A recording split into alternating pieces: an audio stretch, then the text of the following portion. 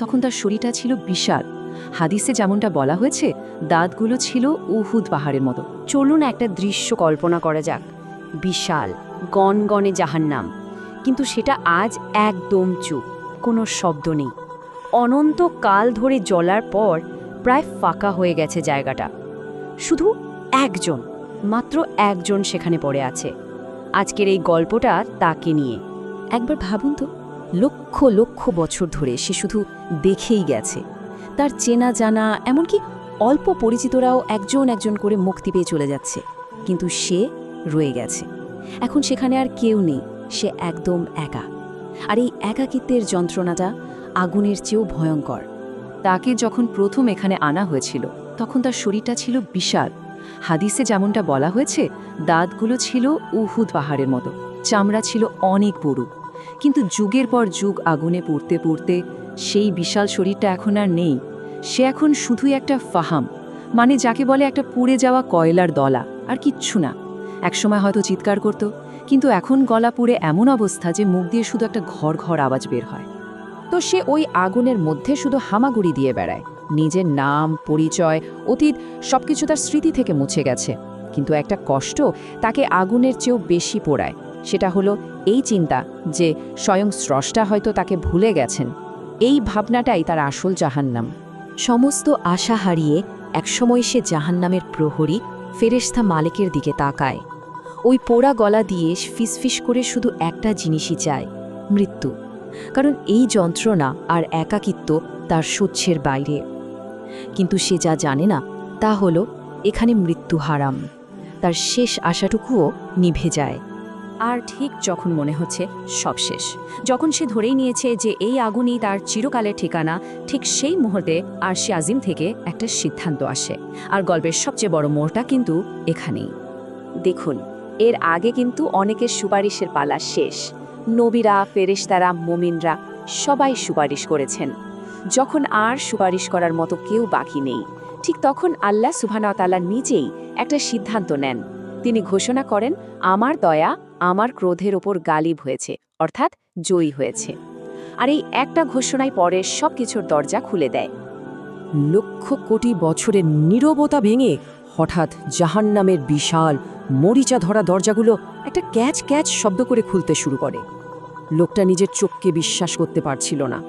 তার দৌড়ে যাওয়ার শক্তি নেই, তাই সে বুকের ওপর ভর দিয়ে অনেকটা সাপের মতো একে বেঁকে দরজার দিকে এগোতে থাকে।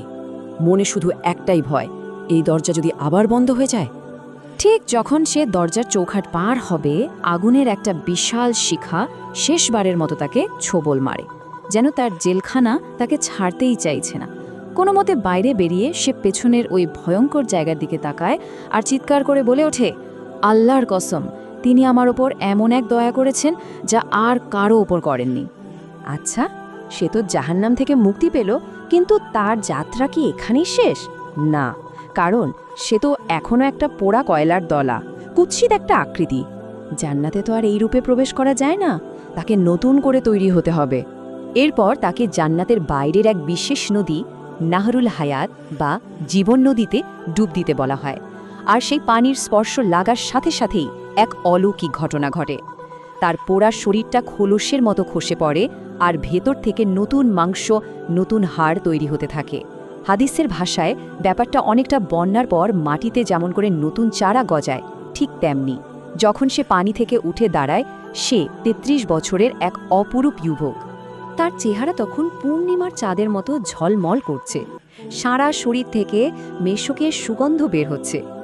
অনন্তকাল পর সে প্রথমবার একটা শান্ত হৃদস্পন্দন অনুভব করে।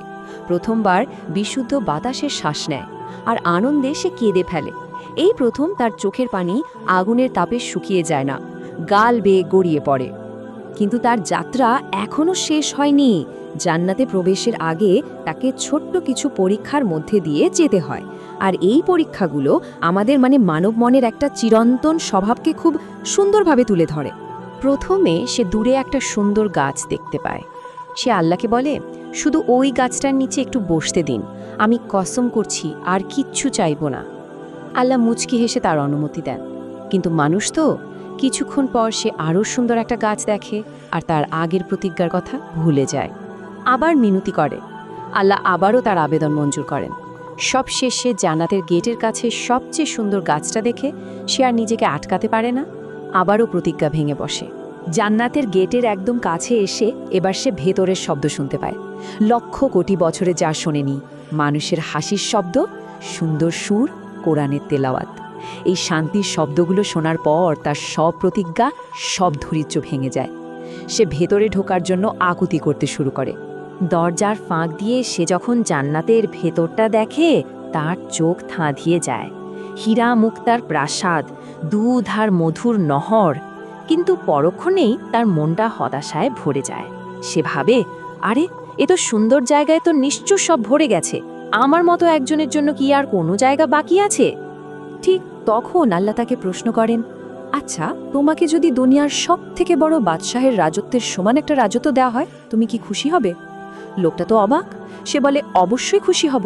আল্লাহ তখন বলেন, তোমাকে ওটা দিলাম এবং এর সাথে আরও দিলাম, মোট 10টি পৃথিবীর সমান এক বিশাল রাজত্ব। তো এই 10 দুনিয়ার সমান রাজ্যে কি আছে? যা আছে তা আমাদের কল্পনাকেও হার মানিয়ে দেবে। সেখানে আছে সোনা রূপার প্রাসাদ, হাজার হাজার সেবক সেবিকা, আর এমন সব জিনিস যা কোনো অন্তর কখনো চেয়েছে, কোনো চোখ কখনো দেখেছে, বা কোনো মন কখনো কল্পনা করেছে। এক কথায় সবকিছু। এই অবিশ্বাস্য পুরস্কারের কথা শোনার পর লোকটার মাথা কাজ করা বন্ধ করে দেয়। যে কিনা একটু আগেও জাহান্নামের পোড়া কয়লা ছিল, তাকে দেয়া হচ্ছে 10 দুনিয়ার রাজত্ব। সে কিছুতেই এটা বিশ্বাস করতে পারে না।